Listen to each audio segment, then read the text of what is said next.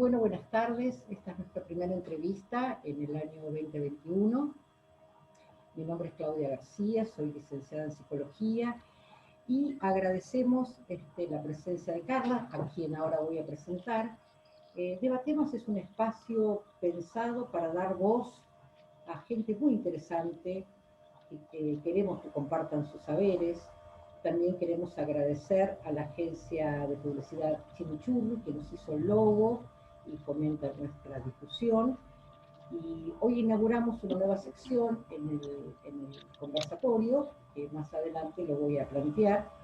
En principio, dar gracias a Carla, Ivonne y Jangos Fuentes por su generosidad y su disposición para esta entrevista, muy amigable porque yo la quiero mucho y la admiro. La voy a presentar. Ella es licenciada en enfermería por la Universidad de la Sierra del Sur, Oaxaca, México. Especialista en enfermería pediátrica por la Universidad Popular Autónoma del Estado de Puebla, México. Máster en investigación y rol avanzado por la Universidad de Navarra, Pamplona, España. Doctoranda en ciencias sociales por la Universidad Autónoma del Estado de México, Toluca, México. Miembro del grupo de trabajo sectorial Docencia en Enfermería en la Red Internacional de Enfermería, Consejo Editorial de FAFIMAN, Facultad de Filosofía, Ciencias y Letras de Mandaguari, miembro del comité editorial en revista Ocronos, a la cual sugiero se suscriban, dirección del comité científico en diplomados de alta especialidad clínica, asesora de tesis y proyectos de investigación en enfermería, contribuye en la producción científica de conocimientos sobre enfermería de práctica avanzada, enfermería basada en la evidencia, sociología de la salud, sociología de las emociones y salud, descolonización y emancipación de la enfermería. Ha realizado estancias de investigación en el Centro Universitario de Ciencias de la Salud de la Universidad de Guadalajara, en el Centro de Investigación Epidemiológica de la Universidad de Navarra.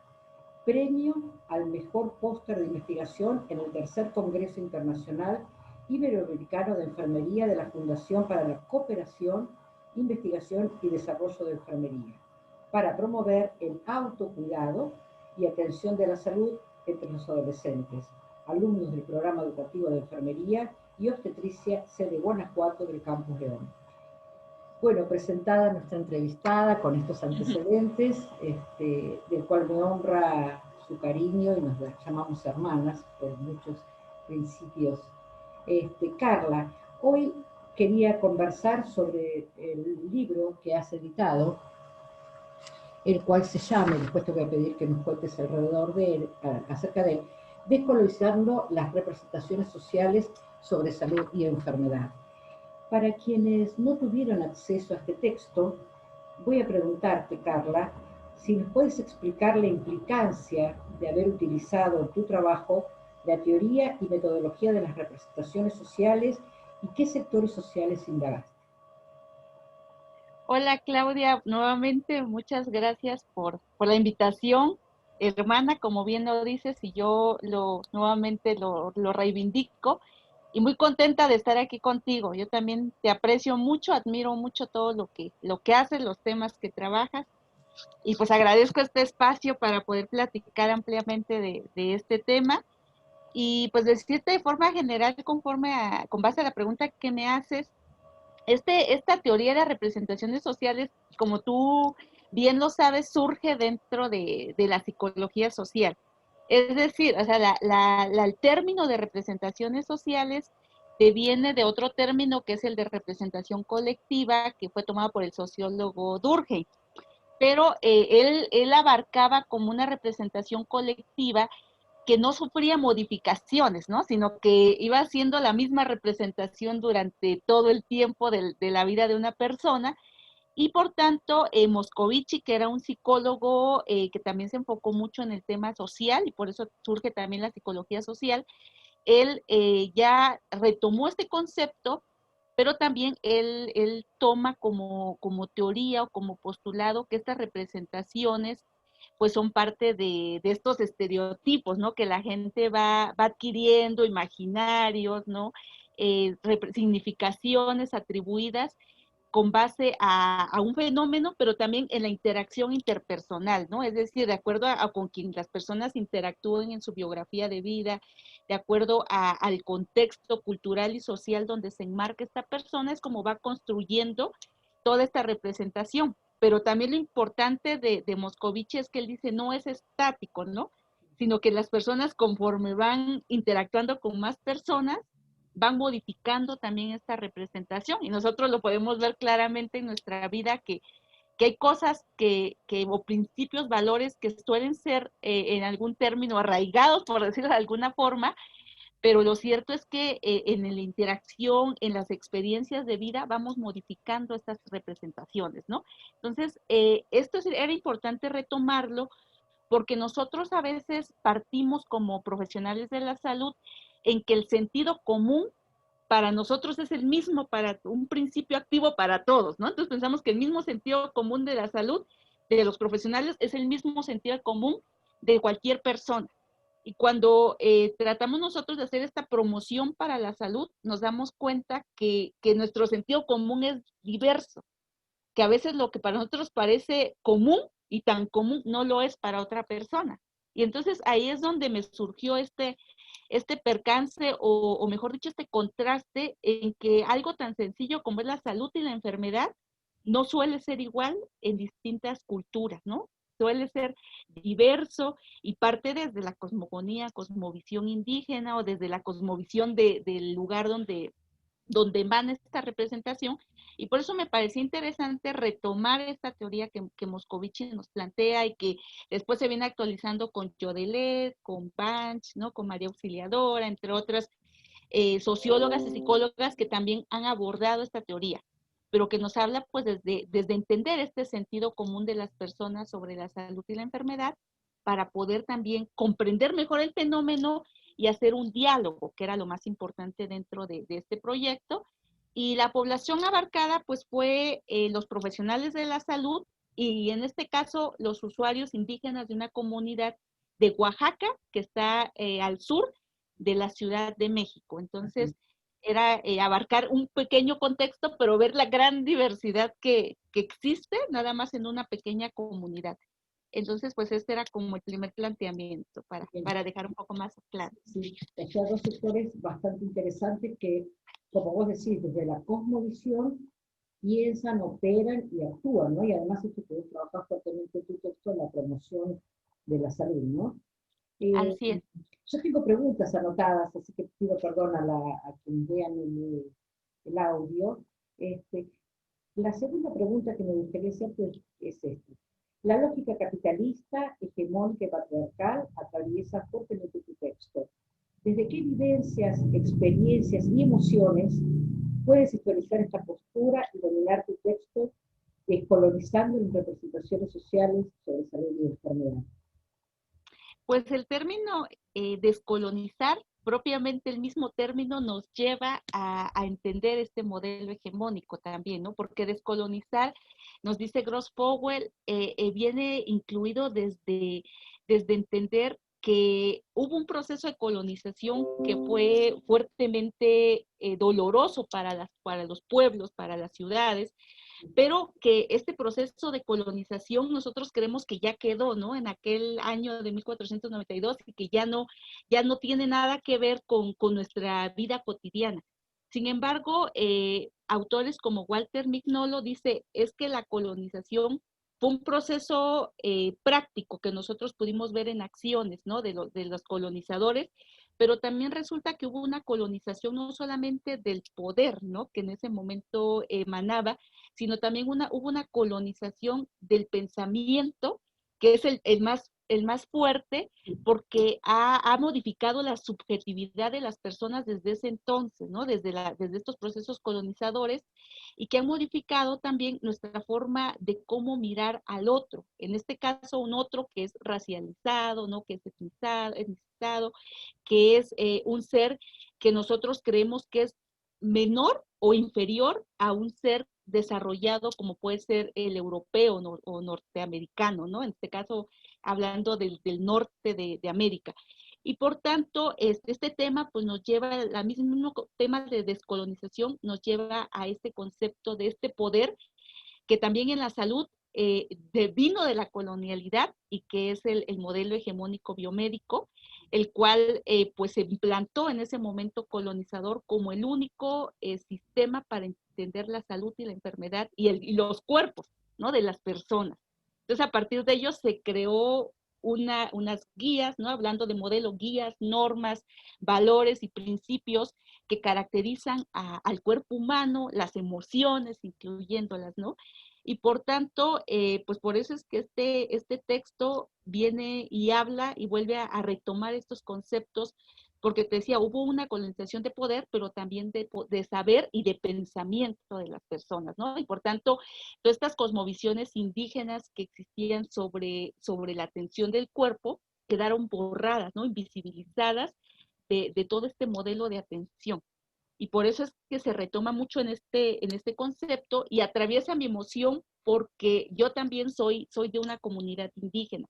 Entonces muchas veces nosotros como profesionales de la salud nos vemos envueltos entre los cuidados que nos daba la mamá, los saberes tradicionales indígenas que ellos nos transmitieron, pero también esta adquisición de conocimiento biomédico que lejos de ser complementario, nos causaba un dualismo, ¿no? Nos causaba un decir, es que estoy entre, valga la redundancia, entre la espada y la pared, ¿no? Entre que debo de tomar este conocimiento biomédico porque me estoy formando, pero el conocimiento tradicional también me curaba, me sanaba.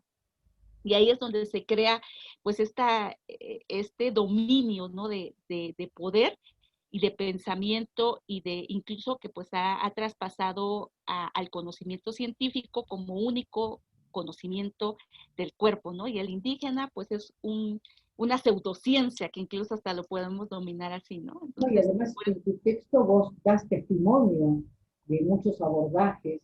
Juana es una de las mujeres, ¿no? así es. Que trabaja, que trabajás en el texto y da testimonio, ¿no? Y además trabajás mucho en la temática de las emociones, que es un tema que nosotros en la formación no lo abordamos. Y está bueno que sepan que a nosotros nos interesa el cuerpo como categoría política, ¿no? En este Efectivamente. sentido, también hay coincidencias entre nosotras.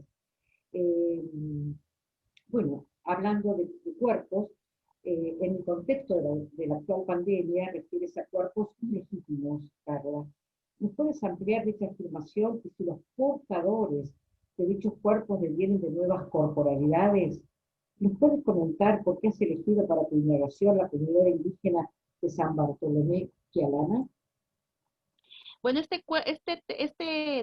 eh, término de cuerpos ilegítimos lo toma Sara Met, que también es socióloga, y ella tiene un libro que habla de la política de las emociones, que es muy interesante su libro, y que ella habla de estos cuerpos legítimos desde la construcción política, hablando del término que tú hacías mención, de lo que es un ser ciudadano, que también vino por la colonialidad y la colonización de los pueblos.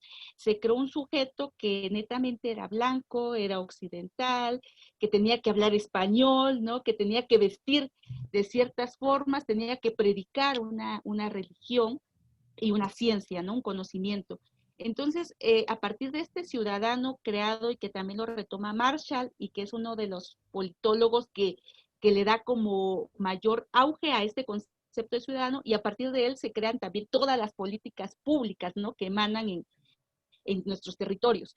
Por tanto, dentro de este cuerpo de ciudadano que se creó, pues ese es el cuerpo legítimo, ¿no? Y que también abarca un concepto de salud que viene desde el capacitismo, ¿no? Este cuerpo que tiene que tener ciertas normas para ser, valga la redundancia, normal o heteronormado, ¿no? A partir de una sola mirada que es masculina, un cuerpo que tiene que ser delgado, ¿no? Un cuerpo que tiene que estar regido bajo una medicalización, que tiene que tener ciertas emociones suprimidas, ¿no? En este caso, el miedo, el egoísmo, el coraje, ¿no?, el enojo, y que tiene que mostrar siempre la alegría para poder ser un cuerpo normal y aceptado dentro de la ciudad, y que también te decía hay un cuerpo capacitista relacionado que la discapacidad pues es aquello normal, aquello que no es legítimo, no es rechazado por la propia por el propio nacimiento y origen de este cuerpo, ¿no? Entonces también en este contexto también el cuerpo indígena quedó racializado por el solo hecho de que es un cuerpo que no se quiso adaptar al modelo de ciudadano occidental. Entonces, por tanto, este cuerpo no es legítimo dentro de las ciudades, por eso es que es racializado, no es discriminado desde la forma como viste, como habla, como piensa, ¿no? Sus prácticas tradicionales. Y es ahí donde surgen estos cuerpos ilegítimos. Pero también en este texto yo me confrontaba con lo de la pandemia, porque se puede decir que los cuerpos ilegítimos pues han sido estos cuerpos, decíamos, indígenas, empobrecidos, negros, ¿no? Afromexicanos, etcétera.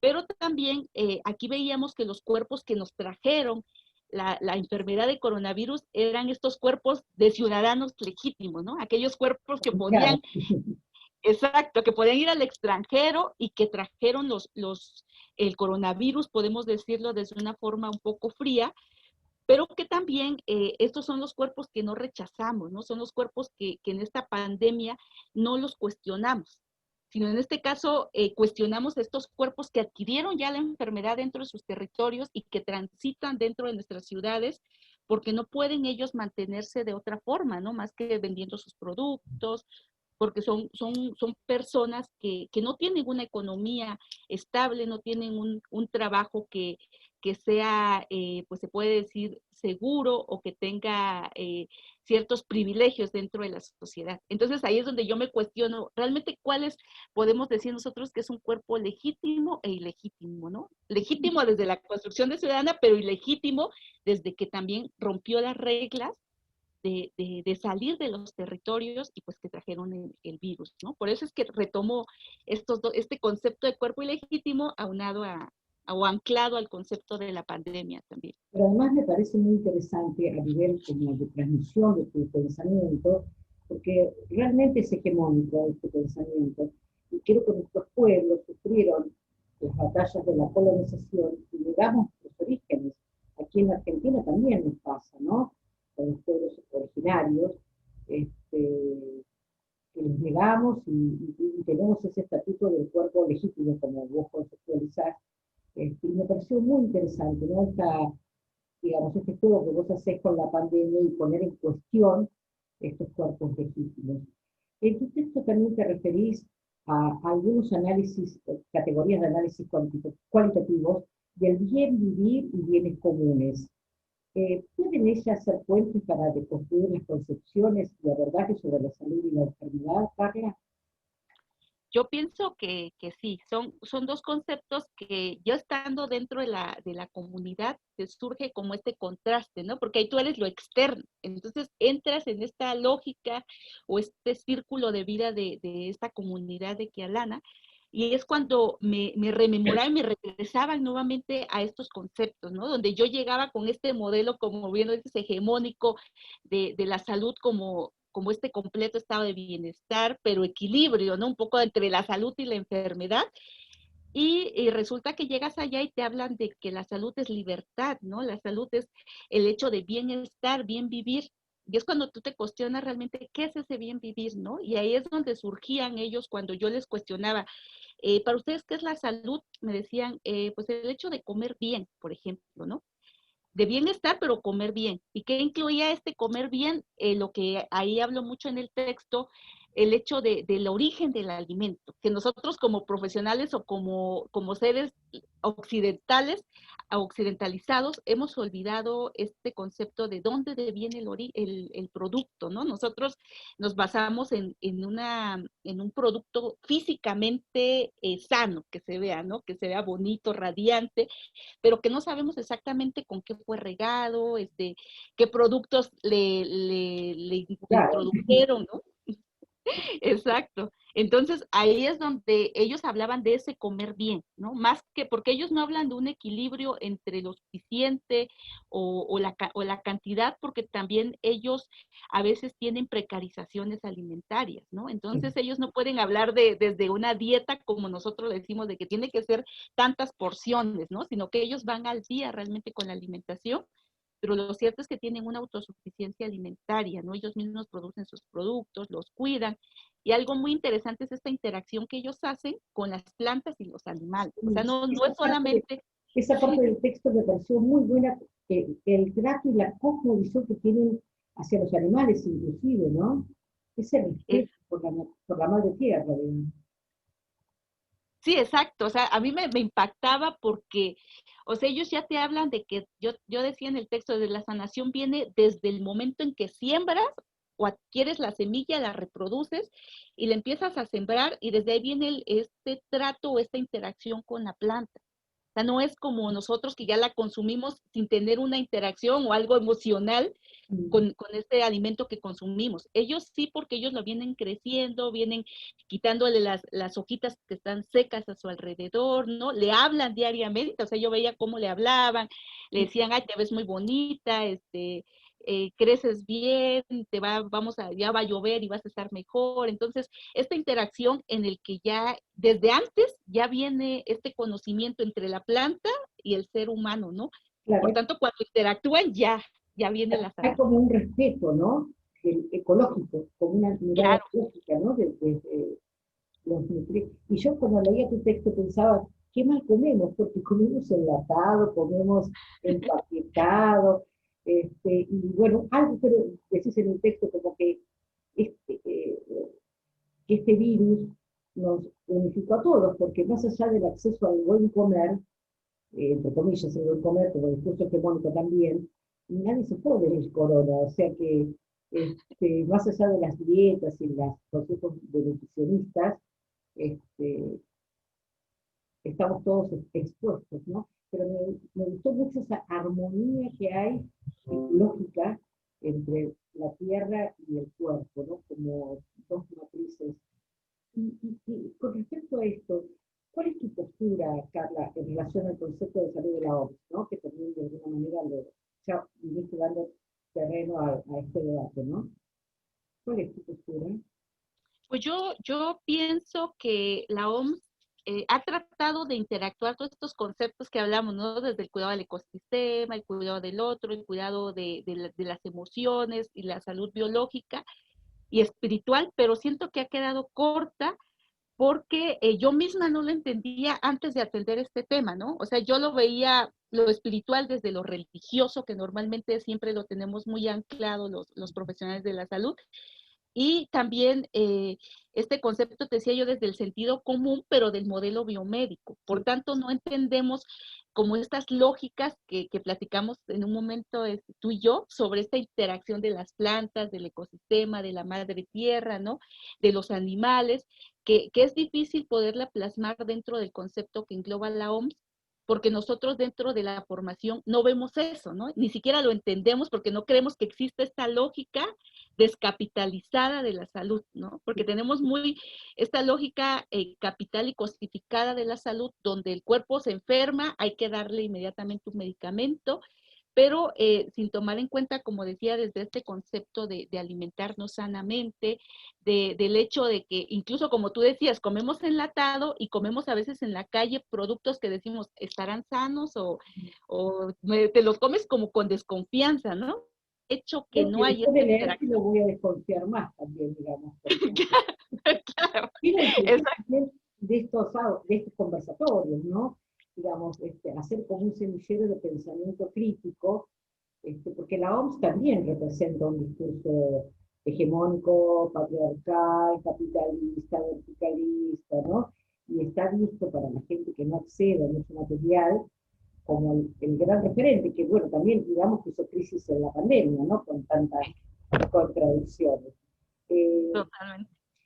Carla, otra pregunta que iba a hacerte. Vos trabajás fuertemente en tu texto el tema de la explotación laboral, ¿no? Cuando nos tratás sobre los cuerpos cansados de las comunidades indagadas y de los profesionales de la salud. ¿Considerás que hay un nexo antropológico en eso, digamos, en este agobio? Porque parecería que el tiempo del ocio no está legitimado, ¿no? Eso también lo trabajás y me gustaría, para invitar a la adquisición de tu libro, ¿qué más nos podés ampliar sobre este tema? Pues mira, esto del tiempo también parece interesante y yo creo que la pandemia también nos los ha traído a colación sobre el tiempo, ¿no? Porque en este momento hemos se puede decir, se han borrado estas brechas entre los tiempos que llevábamos en la cotidianidad y que justo ahora también nos cuestionan o decimos la parte del ocio que yo marco, que es algo que nosotros ya no nos damos ese lujo o pensamos que el tiempo, el hecho para pensar sobre el tiempo es algo que también no es legítimo, ¿no? Que es ilegal y que no podemos hacerlo. Y aquí es donde la comunidad nos confronta, pero al mismo tiempo también nos habla de esta versión antropológica que existe del tiempo también devenida por este término colonizado del tiempo, en el que el tiempo se ha hecho, se ha cosificado para la producción y reproducción de la vida capitalista, ¿no? Entonces, por tanto, a partir, los indígenas anteriormente llevaban un tiempo que iba anclado al tiempo de la naturaleza. Cuando llegaron los colonizadores, el tiempo empezó a tener valor cuantitativo, ¿no? Y además un valor productivo de intercambio de monetario. Y esto pues afectó directamente a las comunidades, aunque ciertamente el tiempo de las comunidades es diferente al tiempo que vivimos en las comunidades o en los lugares rurales, urbanos, pero también se ha atravesado el tiempo esta colonización del pensamiento de los indígenas, en el que ellos también el tiempo lo emplean para el trabajo, ¿no? Como lo explicaba en el texto con varios ejemplos, en el que ellos se puede decir que en el mismo momento hacían dos cosas a la vez, que era un poco entre quererse relajar, pero también al mismo tiempo estaban produciendo trabajo para el siguiente día. Claro. Entonces ahí es donde un poco también nos cuestionaba, me cuestionaba yo sobre todo este tiempo que también lo podemos hacer un poco, dividirlo entre esta perspectiva de género, ¿no? El tiempo de las mujeres, el tiempo de los hombres, que yo decía, yo observaba que el tiempo de los hombres en la comunidad pueden tener un poco más legalizado el tiempo para el ocio que las mujeres, ¿no? Porque las mujeres, además de terminar este trabajo reproductivo o productivo del capital, también se tiene que enfocar a un trabajo que no es remunerado, que es el trabajo del hogar, ¿no? Y el trabajo en el que tienen que cuidar a los hijos, limpiar la casa. Entonces, ellas comenzaban desde muy temprano hasta muy tarde. Sin embargo, pues también esta pandemia hoy nos invita a pensar sobre esta categoría del tiempo tan importante, ¿no? Porque yo recordaba también tiempos memorables en los que sentarse era un momento saludable para todos, ¿no? Sentar, no sé si en Argentina y en tu comunidad lo hacían, pero era un tiempo sentarte afuera, platicar, conversar, sin tener que pensar también en el trabajo, porque ahora te sientas, pero también tu mente está ocupada, pensando qué voy a hacer, voy a organizar primero esto, voy a hacer, después hago aquello, tengo que enviar tales correos, entonces no es un tiempo tuyo, ¿no? Que se ha cosificado tanto el tiempo en el que ya todo es pensado desde lo productivo, y por tanto también vemos esta subjetividad colonizada en el que ya no podemos nosotros pensar o disfrutar del tiempo. Es algo que nos ha costado mucho trabajo aceptarlo, pero es una verdad. Y además todo el sufrimiento psíquico que se ha instalado cuando la gente eh, no piensa en descansar, ¿no? El impacto en los cuerpos, en las emociones, son consultorios de mucha cuestión de como de fracaso. Esto me parece que también es un tema que sería bueno seguir pensándolo comunitariamente en la temática del tiempo, porque se nos va la vida pensando en el tiempo, ¿no? Y en la calidad, y esto de no, por lo menos acá en Argentina, no nos enseñan ni a cuidar el cuerpo ni a cuidar el tiempo. Parece que vamos a ser eternos, ¿no? Así Sí. que ese tema, hay mucho tema muy interesante en tu texto, el tema del tiempo, ahora estoy pensando de las emociones, del cuidado, y leía en tu texto estas mujeres, yo pensaba, qué agobio, porque se levantan a las 4 de la mañana y se acuestan a las 11 de la noche. Se tienen una rutina este, que, no las, que no las empodera realmente, ¿no? Y vos estás trabajando en esa línea también conmigo. Ah, Este, Vos también platicás sobre la salud emocional en contexto de pandemia y la articulación con el cuerpo del otro como peligroso, ¿no? Entonces, hay una nueva lógica vincular, Carla, que estamos presenciando. Pues aquí también retomo igualmente a Sara Mer, que ella habla de esta afectación que también se da entre los cuerpos, ¿no? Pero no afectación pensándola desde un concepto biológico, ¿no? Sino un concepto más emocional. Dice, tú con la persona que hablas o en este momento que tú y yo interactuamos, nos afectamos, ¿no? Nos afectamos, nos transita las mismas emociones o probablemente contrastamos y esto se convierte en un proceso de modificación también emocional dentro de tu propio cuerpo. Y ella hablaba de un concepto de pegajosidad, ¿no? En el que tenemos cierta, como estas esponjas que las tocas o esta gelatina, ¿no? Que la tocas y se pega a tu cuerpo.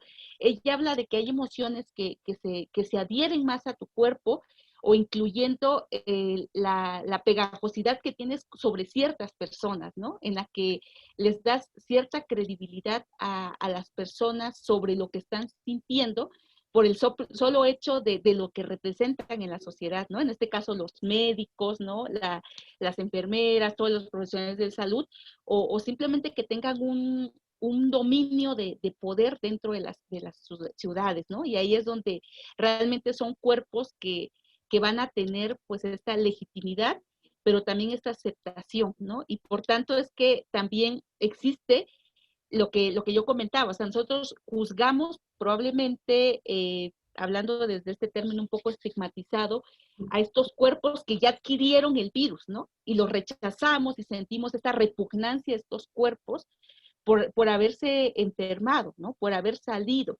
Sin embargo, no juzgamos de la misma forma a todos los cuerpos que adquirieron el virus, ¿no? Lo que platicamos al principio. Pues Sí, estos cuerpos que tuvieron un poco más de recursos económicos, que lo trajeron como fueron los colonizadores en su tiempo, que también nos trajeron las sí, pandemias, sí. nunca hablamos de ellos, ¿no? Siempre hablamos de que las personas que vivían acá no querían vacunarse, no llevaban un proceso adecuado de higiene, pero nunca hablamos de aquel que trajo, ¿no? Este cuerpo que trajo las pandemias, como es el caso en este momento del coronavirus. Entonces acá solemos hablar un poco más o repugnar a estos cuerpos pues empobrecidos, ¿no? Estos cuerpos que netamente dentro de nuestras sociedades son racializadas y discriminadas y que pues no aceptamos por el solo hecho de que se hayan contaminado, ¿no? Que hayan adquirido el virus. Y aquí es donde existe, y siento que esto va a afectar posteriormente también nuestras interacciones, ¿no? Porque Absolutamente. ya sentimos miedo hacia esos cuerpos, pero te decía, no sentimos el mismo miedo a los distintos cuerpos que hay dentro de la sociedad también, ¿no? Entonces, eso es lo que nos invita un poco este tema de la repugnancia y pegajosidad que existen Es muy entre los cuerpos. interesante porque yo coincido contigo que post pandemia, si alguna vez tenemos alguna fecha alegórica a la post pandemia, va a cambiar las lógicas vinculares. Sí, y coincido contigo en esta cuestión de la aportación del cuerpo del enfermo, porque esta categoría del otro como distinto, del otro como portador de, nos hace como una política de exclusión, cuando en realidad yo soy de la convención que estamos todos excluidos, ¿no? Que uno busca Sí, en la vida cómo incluirse cierta manada, me gusta decir, de gente que, bueno, que con la cual uno puede dialogar, o tiene distintos principios, solamente a fin de crecer, para después poder diseminar estas ideas, ¿no? así es. Eh, También, siguiendo con la temática del tiempo, vos analizaste en otros territorios de tu texto, en ese encuentro de la medicina occidental y el mundo indígena zapoteca. Hablas del poder saber y de la ética de las emociones, lo que nos resulta muy interesante para ampliar en esa ética de los encuentros. ¿Cómo sería esto? ¿Nos podés contar más, Carla? Porque es muy Sí, interesante. sí. Pues mira, la teoría de las representaciones nos lleva a entender, en este caso, de estos dos actores, ambos sentidos comunes, ¿no? Sobre salud y enfermedad. Y a partir de este conocimiento que tienen ambos, la teoría de las representaciones sociales nos lleva a entender convergencias y divergencias que puede haber dentro de estos dos conocimientos y que los aleja o los aproxima, ¿no? Y en este caso, algo del tiempo es, en este caso, esta categoría nos lleva también a repensar ambos actores, ¿no? Porque yo te decía, no solamente esta categoría o mejor dicho, esta cosificación del tiempo ha afectado a los indígenas, sino también a los mismos profesionales de la salud, y que ahora lo vemos en que ellos sacrifican su propia vida por este concepto que ha sido subjetivado e interiorizado en ellos del tiempo, del trabajo, ¿no? Más que el tiempo para ellos. En este sentido en el que yo veo desde la formación, por ejemplo, profesional, que se les va imbricando, ¿no? En su imaginario el hecho de que tienen que estar en todo momento para la persona, ¿no? Que necesita en ese momento el cuidado, y hasta cierto punto es interesante y debe de ser, pero también te olvidas y te expropias de tu propio cuerpo, ¿no? En el sentido de que ya no tengo que comer a mis horas porque me llegó una persona y la tengo que atender en este momento. Entonces es como que vas cosificando también este tiempo y que posteriormente te va trayendo enfermedades, porque ya no cuidas tu alimentación, tu actividad física, con un solo trabajo probablemente no te alcanza y debes de tener dos o tres, o simplemente que requieres el tiempo se va creando como una idea de la acumulación de una casa, y aquí ya no quiero un carro, sino quiero dos, y tanto eso implica pues adquirir más dinero y por tanto debes de trabajar más.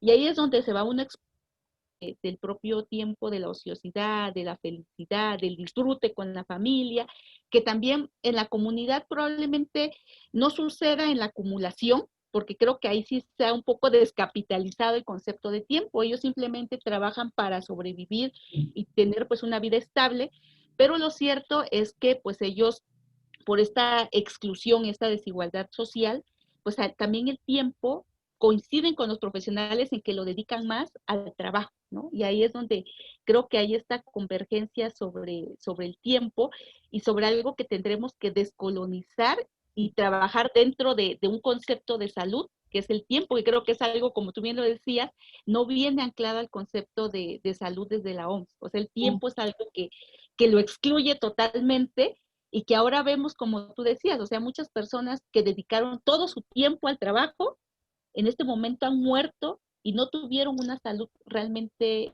adecuada, por decirlo entre comillas, y que no pudieron, ni siquiera vivieron, ¿no? Simplemente vivieron para el trabajo y este tiempo Y que... además esto, hablando de las representaciones sociales, es una categoría que se reproduce, ¿no? El cuerpo como máquina que produce, que si no produce y no hace nada, material, digamos, no es útil. Por eso esto de que vos traías, ¿no? Del ocio, es una categoría importante en el proceso de la salud. Una pregunta que a mí me hago siempre, y quiero que me ayudes, ¿no? a pensarla. ¿Vos crees que el método cartesiano y biomédico ha impactado en el miramiento de los cuerpos con este corte ergo sum, ¿no? Que tiene el éxito de Descartes? Sí, sí, sí. Bueno, es que hablando de esta cientificidad también que ha tenido la medicina, o sea, la medicina para poder ser legítima y poder ser aceptada dentro de una sociedad también requería de ciertos dispositivos, hablando en términos Foucaultianos, de que pudieran controlar también y al mismo tiempo pues dar como esta, sí valga la redundancia, esta legitimidad del conocimiento. Y este dispositivo pues era esta ciencia y este método cartesiano específicamente, ¿no? Pero este método cartesiano que es muy, muy positivista, muy determinista, ¿no? Muy de causa y efecto, pero también algo importante es que creó muchas dualidades y muchas polarizaciones dentro de estos conceptos, ¿no? Es decir, no podemos pensar a través de este modelo cartesiano a la salud sin mencionar a la enfermedad. Es decir, nosotros promocionamos la salud diciendo, si no quiere usted tener diabetes, tiene que alimentarse con una dieta suficiente, variada, etcétera, ¿no? Pero tenemos que mencionar una enfermedad para poder atender la salud. No podemos hablar la salud sin mencionar un concepto de enfermedad por esta dualidad que el método cartesiano nos ha traído. Claro. Y por tanto también el método cartesiano crea una dualidad extrema que tú mejor lo sabrás como como profesional de psicología, ¿no? De separar las emociones del cuerpo. Terrible. Por tanto, aquí es como que el cuerpo no tiene emociones, sino el cuerpo tiene que ser una máquina que se repara, que se arregla y que sigue produciendo. Y que simplemente las emociones acá, que también han sido atribuidos a lo femenino, ¿no? Aquellas que no, también no tienen esta capacidad de razonamiento y que también los indígenas no alcanzan esta categoría de razonamiento. Parece ser que ellos no son personas aptas para ser razonables, porque son más emocionales, son personas que por sus propias características que no alcanzan a veces la academia, pues tampoco tienen esa posibilidad de alcanzar el razonamiento que nos ha traído este método cartesiano, ¿no? Entre otras dualidades que podemos hacer mención, pero que efectivamente, ¿no? Incluso dentro de las emociones positivas y las negativas, ¿no? Entonces acá, cuando tú llegas a sentir dolor, parece que lo tienes que suprimir, porque si no, ya eres patologizado, ¿no? Ya probablemente tengas una depresión, ya no vives un proceso de duelo adecuadamente a tu diversidad, ¿no? También por este método cartesiano que ha creado mucho, ha legitimado el modelo biomédico ampliamente. Entonces, ahí es donde tenemos una Además, situación. cómo ha frenado el avance de la ciencia, ¿no? Este método de cartesiano. Cómo ha hecho esto que sí, muchas oposiciones, y cómo ha sido tan hegemónico que la gente también piensa, ¿no? Desde ese lugar, sin saberlo, por supuesto, ¿no? Cómo hay, yo digo que hay teorías o certezas que son como la humedad, ¿no? Que van avanzando y toman una pared, un cuerpo, un cerebro, una lógica, una comunidad, y bueno, nos invade. Me gustaría, Carla, si vos podés publicar o tenés alguna imagen de tu texto y cómo lo podemos adquirir o cómo la gente puede acceder a esta maravilla teórica que has construido antes de concluir. Sí, claro. Aquí si me puedes dar el rol para poder compartirte la imagen.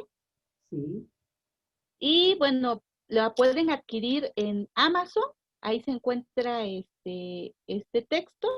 Y pues ya Amazon creo que ha abarcado ya gran parte de Latinoamérica también. sí. Entonces es muy fácil de acceder.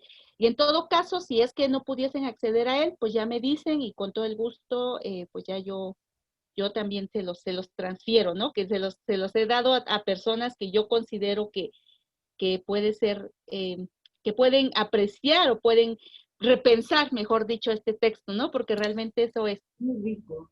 ¿Y tenés algún Eh, correo electrónico donde te pueden escribir? ¿Tenés sí, alguna? claro. ¿Me puedes dar aquí el rol para poder compartir la imagen? A ver si. Compartir pantalla tengo que poner, ¿no? Ajá, si me puedes dar el rol y ya yo aquí lo comparto. Eh, no, no lo encuentro en este momento. Sí, déjame, si no voy a ver si te la puedo compartir desde acá. A ver ahí. No. Ahí donde está Bueno, ¿nos podés contar igual, Carla? Sí, claro. Bueno, si es que no pudiesen. Bueno, el texto está en Amazon, es Descolonizando las representaciones sociales sobre salud, enfermedad en una comunidad indígena quialana, a partir de la cosmovisión indígena de Quialana, y les decía, lo encuentran en Amazon, pero también, en dado caso que no puedan adquirirlo, ya me comentan, les mando o te puedo enviar la imagen.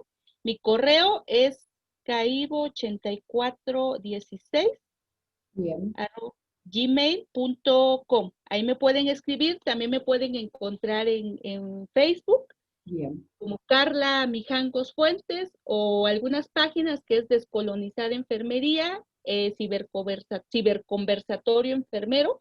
Ahí es donde ustedes me pueden encontrar.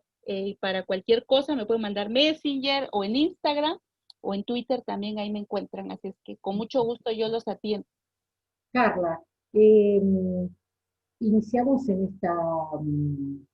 esta nueva serie la posibilidad de que nuestros invitados den alguna palabra, algún consejo, algún dicho, algo que vos quieras transferir a la comunidad, ¿no? ¿Tenés alguna frase interesante para compartir? Pues simplemente yo diría que la descolonización de las representaciones sociales, en este caso sobre salud y enfermedad, es una hermenéutica que nos invita a pensar que estos conceptos de salud y enfermedad pues no son estáticos, son híbridos y que también están colonizados, ¿no? Por el poder, por el saber y por el pensamiento. Sin embargo, también estos pueden emanciparse y que más que crear dualismos, pues nos pueden permitir crear interacciones, intersecciones e interculturalidad, ¿no? Que eso sería lo que yo podría decir en este momento.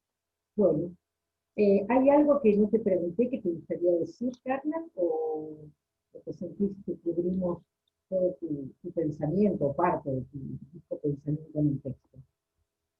No, pues yo creo que está sumamente abordado todo lo que me has preguntado. Agradezco esta lectura tan atenta que tuviste con el texto Me gusta. y simplemente pues invitarlos a que piensen en el cuerpo, ¿no? Como tú dices, como categoría política de esta capacidad vital que tenemos de poder también sobre nuestro propio cuerpo, ¿no? Porque la salud empieza desde el conocimiento del cuerpo y a partir de este conocimiento del cuerpo entendemos que interactúa con un ambiente, que por tanto esta interacción permite que el cuerpo tenga que estar sano si el ambiente está sano, ¿no? La interacción con el otro, que si el otro está bien, también mi cuerpo va a estar bien y obviamente con todo lo que vaya interactuando pues este cuerpo, pero el centro o el momento de la salud engloba el cuidado del cuerpo principalmente y el entendimiento del mismo. Entonces yo creo que con esto, Bien. Claudia, Gracias, hermana. gracias hermana a ti por Muchísimas la gracias. invitación. Un abrazo. Chau, chau. Gracias, Gracias. Claudia.